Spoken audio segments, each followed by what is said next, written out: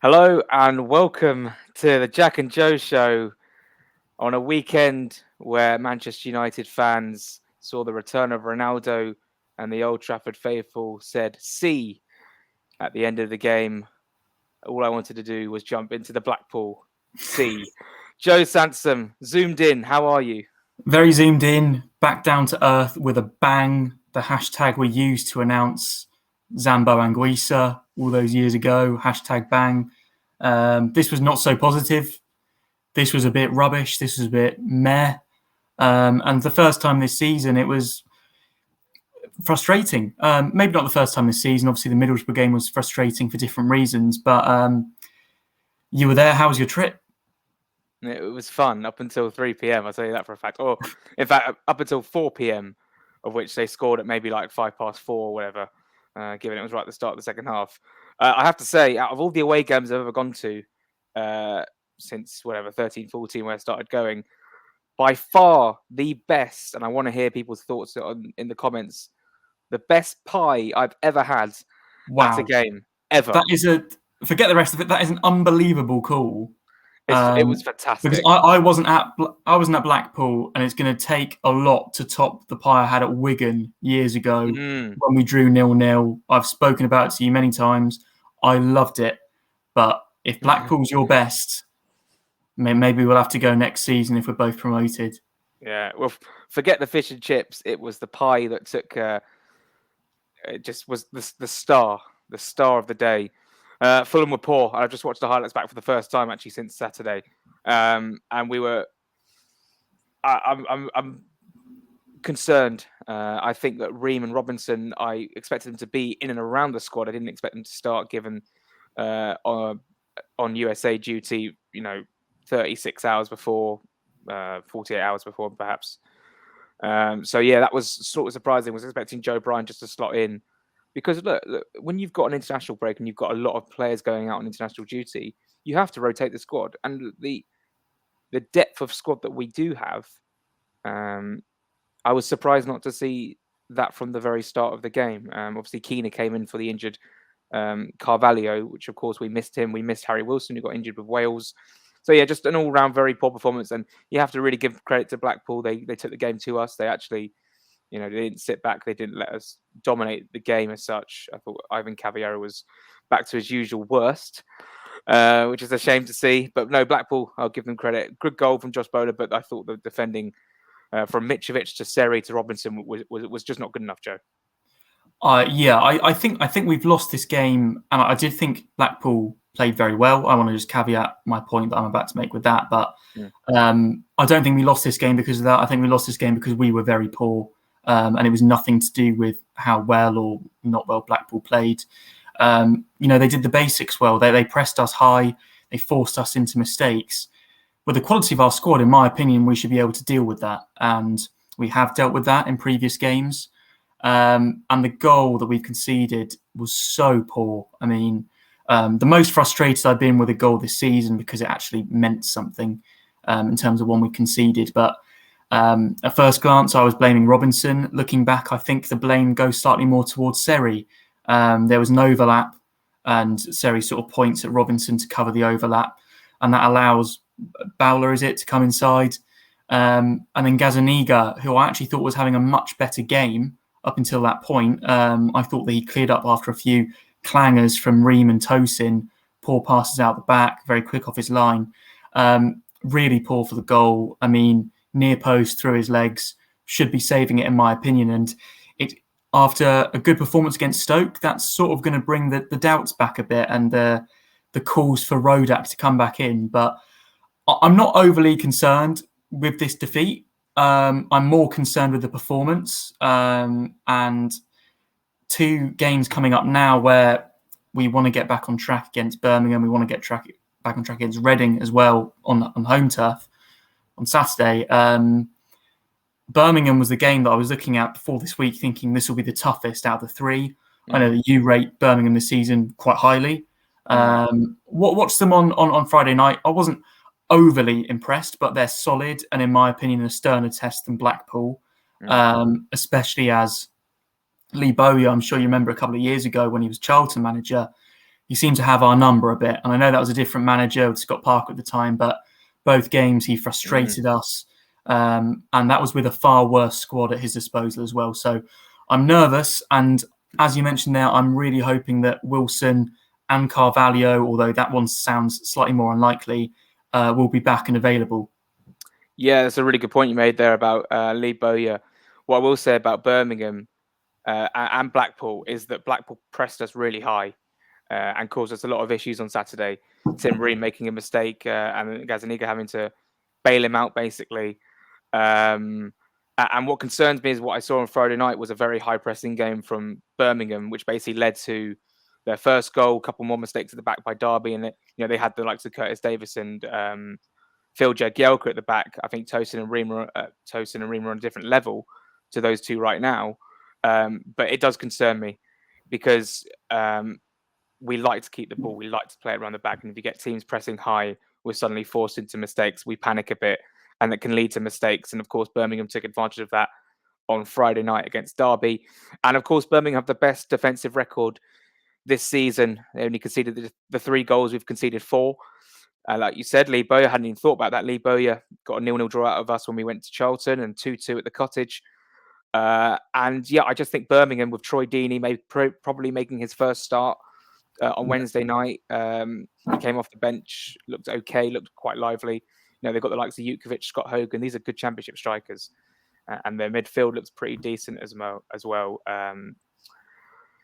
So yeah, I'm slightly concerned. I think on our day with the 11 we've got enough to beat any team in this division. Maybe West Brom will give us a slightly trickier game. Sheffield United have improved as well. We'll talk about that in a little bit later. But I'm concerned. I think we just got to go there. Don't panic. Maybe try and get Harry Wilson back in the team. I thought Keener, yes, he's an exciting player, but I don't think he was very predictable. He basically went for the shot and then faked it and then played the ball wide and then went for shots again. It was just it was quite predictable from him, but he looked a good threat. He's running with the ball quite well. But Birmingham do worry me. And of course, we played their second string, beat them 2-0 quite comfortably. Their fans wanted to fight us outside the ground. They were nowhere to be seen once we got outside the ground. There'll be some more fans in the stadium on Wednesday night. That could be a good atmosphere. And I'm sure we'll bring a lot more as well than we brought on that Tuesday night in the Carabao. But yeah, I'm concerned because you never like to lose a game. And in the manner of which we did, Marcus Silva always starts well and then he trails off. And that was sort of coming into my mind as well on Saturday evening. And it's a blip. It's a bump, as Bobby D. Cordova-Reid said. And look, we saw all the players after the game. They were on our train home. I got a picture with Mitrovic and Cabano and, Muniz was there. And it seemed like the players were pretty apologetic in their, mannerisms towards us. Harrison Reed was sort of just giving us a look of, yeah, we can do better than that. And I just really think that it's a loss. It's a disappointing, but there's plenty more to go. And look, you could lose 7 or 8 games in this division and still win it at a canter. There will be bumps along the road. I sound like Scott Parker. But Joe, is there anything more you want to touch on Blackpool before we move on to the wider championship picture? Not really. I think you're right. We were never going to go the season unbeaten, as much as we like to sort of big it up and everything like that. HMS hits the league and all that. We still might, but it's one game. We weren't at our best. We still could have won it. We weren't at our best. Yeah, we conceded a very bad goal. On another day, I firmly believe that doesn't go in. They didn't trouble us too much. Other than that, nothing really clear cut. And other than that, we had the best chances. On another day, do we hit the target early on with Caballero? Does Reed do better in the box? Does one of the Muniz or Radoy headers go in? Onuma and Seri had shots from range that went just wide. We can take as much from this game as we can from the Stoke game, where we absolutely battered them going forward against a much better team. It's a one-off game. Anything can happen. And we just weren't good enough on the day. We might be fine on Wednesday. And that's the most important thing. I think it is time for some changes in terms of the personnel. I don't think we should play the exact same 11 as we did, especially if, as we said, the players are returning from injury.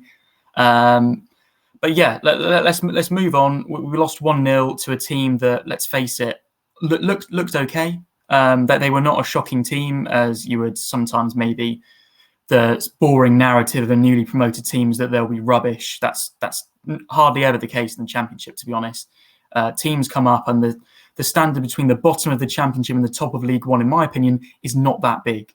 And obviously, it's far different at the top of the league to the Premier League. But Blackpool did well. We weren't great. Bad day at the office. Lost 1-0. On another day, could have still got something. Let's move on. Could be the best thing that happens to us, because the draw against Middlesbrough woke us up completely, and we went on a very good run. And we could just go to Birmingham, stamp our authority, and just blitz them. I mean, we could. You could do that to any team in this league if we are on our game. And let's move on. I mean, good wins for Bournemouth, good wins for Sheffield United. West Brom drawing was a very good result for us, because it means that we're only 1 point behind them. We could easily reclaim top spot if Derby were to pull off a shock result tomorrow night on Sky. Thoughts on Bournemouth, Sheffield United as well? Yeah, I mean, good wins for both of them. Sheffield United's obviously is sort of the headline maker, because they scored 6 against Peterborough. You know, it makes me take it with a slight pinch of salt, who defensively I think have looked very poor so far this season. I think they're probably at this rate, along with Reading, who we face on Saturday, on paper, probably one of the two.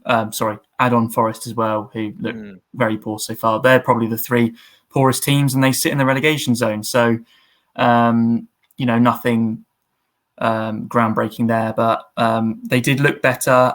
They did look like they finally sort of hit the ground running under Slav. His style of football maybe slightly coming to the fray. Bournemouth was probably the one where I was actually slightly more impressed, because I don't want to sit here and be like, oh, Scott Parker, what a great job he's doing. Because so far, I actually think they've been a bit lucky in some of their games. But for the first time, I think they really deserved a win here against a Barnsley team that I've been quite impressed with so far. Probably better than I expected, after obviously losing Vladimir Ismail to West Brom over the summer, and their captain as well, and Daryl DK not returning to the club. So it's a good win for them. QPR stay unbeaten. There's a lot of teams sort of around where we are, Coventry as well, that are on a similar amount of points. You can add on Stoke as well. But I just do think on our day we're a level up from these teams, and I'd really like us to show it. And we're 5 games in, everyone's going to lose games this season. I'm just glad that we're, after all that, there's a bit of doom and gloom on Twitter for the first time in a while. We're 1 point off top with a better goal difference. If all goes well, by the end of this week, we'll hopefully be top of the league again. But even if we're not, it's not the end of the world. Even if we're not sitting in the top 2, there's such a long way to go. And I do maintain that squad depth in this league over the course of the season, that's what really matters. And we do have it. Yeah. We'll have bad days. We'll have frustrating days where you feel like you should have got 3 and you got 1, or you feel like you should have got 1 and you got none. I mean, it happens. It's the Sky Bet. It's the Championship. This is what the league is. I'm not panicking. I'm just frustrated because, I literally was like, 20 minutes ago, I was like, I'll take a point because I want to keep unbeaten. I want to keep the run going. But it wasn't to be. We go again. I want to hear your lineup for Birmingham City. And it's worth noting that Reading as well conceded like 16 goals this season in the league. Another 3 to Queen's Park Rangers. They were 3-1 up and still managed to drop 2 points. John Swift of the hat-trick is having a remarkable season so far. Reading, I feel like we could really... Well, we'll just see what happens. I'm not going to get ahead of one game at a time. That's got to be the mentality. So what's your team for Birmingham City? Well, it seems like both of those teams you just said have big star players. Birmingham have Chong, obviously on loan from Man United. He looks a brilliant player. And John Swift, as he said, for Reading is pulling the strings. So hopefully for both those games, if we can stop those men, we can stop them scoring goals. It's possibly a controversial one. This whole season so far, in terms of my team to play Birmingham, I've very much been stick with the goalkeeper, keep him there. But he doesn't fill me with confidence, Jack. And after he's finally cost us a goal, in my opinion, along with Seri and Robinson, who are both poor for it, I would now switch to Rodak and I would give him a chance. It wouldn't be the end of the world if I saw Gazaniga in there. I don't want it to be like one mistake and you're out the team forever. That's it, like Fabry sort of thing.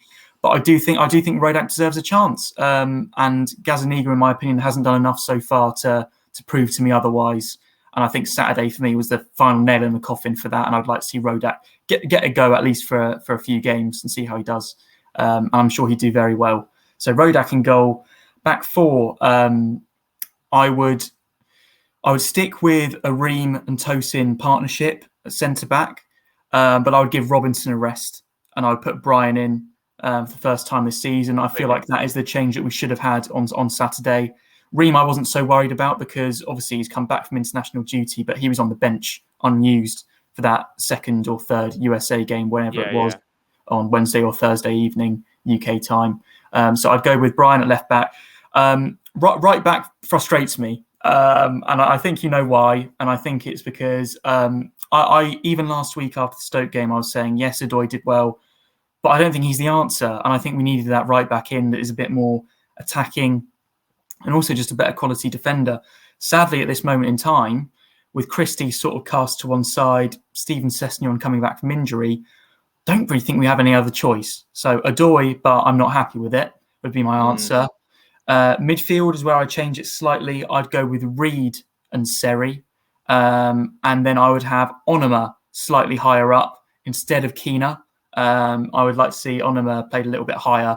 And then this is assuming, by the way, that Carvalho is not back. And for the sake of this, I'm going to assume that Wilson is back because that sounded like the one that was closer. And he goes straight into the team for me on same front three as against Stoke with him, Bobby D called over Reed, as you say, and Mitrovic up front. Although very impressed with Muniz's little stint up front and would like to see him come on a lot earlier in this game.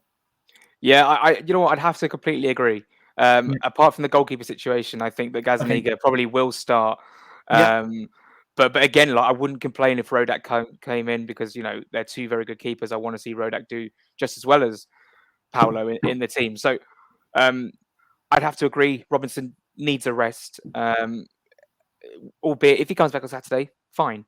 If Joe Bryan comes in, I think he'll do a fine job. He's probably got to deal with Bella, who of course has got a lot of pace down that right hand side for Birmingham. That will be a tough test. So maybe Robinson could match him pace for pace. So maybe that's a reason to start Robinson. But of course, Joe Bryan, of course, can just slot in there. Yeah, I would love to start Harrison Reed. I thought we really looked not better when he came on, but like he gave us a bit of a focal point from midfield when we were trying to find that equaliser. So yeah, I'd start him and Seri. I wouldn't mind them two starting. You're also right in saying that I don't think Keena deserves a start on Wednesday night. So I would like to see Josh Onuma play higher up.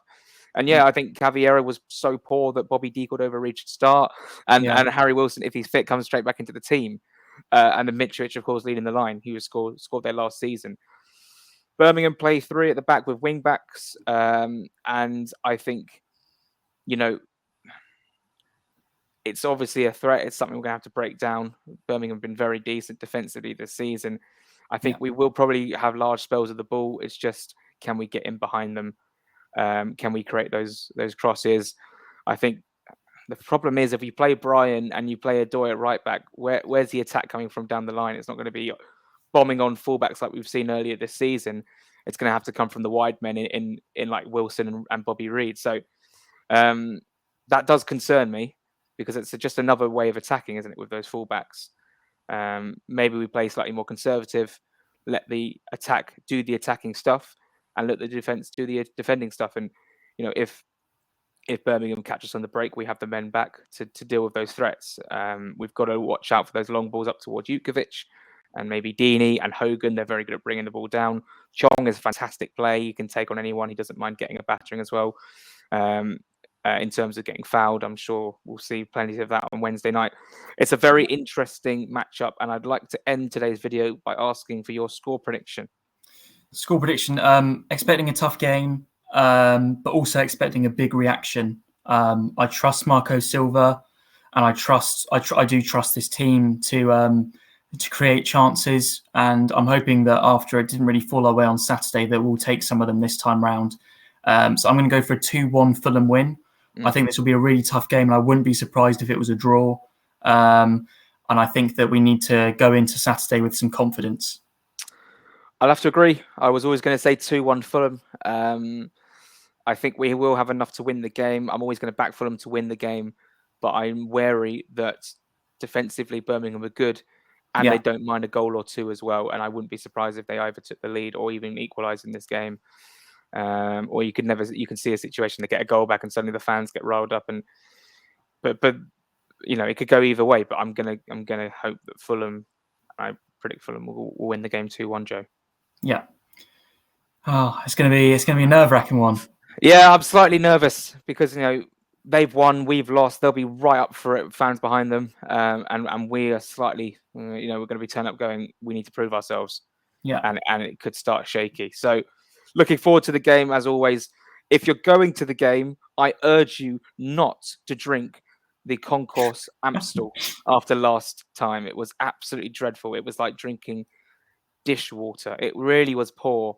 But the other beer they have on tap there, I think, is John Smith. So it's a bit of slim pickings. It's a lose-lose situation, isn't it? If you're like me, you'll be at the Briar Rose pre-match, where, of course, I'm actually staying the night in because they've got that hotel as well. So that's going to be very fun to see what happens. Can't wait to see everyone up there. Yeah, well, yeah, can't wait. And Joe, thanks very much for being here today. No, thanks a lot, Jack, and enjoy your trip. Yep, I'll probably have a donut or two. Thanks very much for watching. We'll see you next time, and hopefully, if we win, you might see us on Thursday night. You just never know. Come on, Fulham.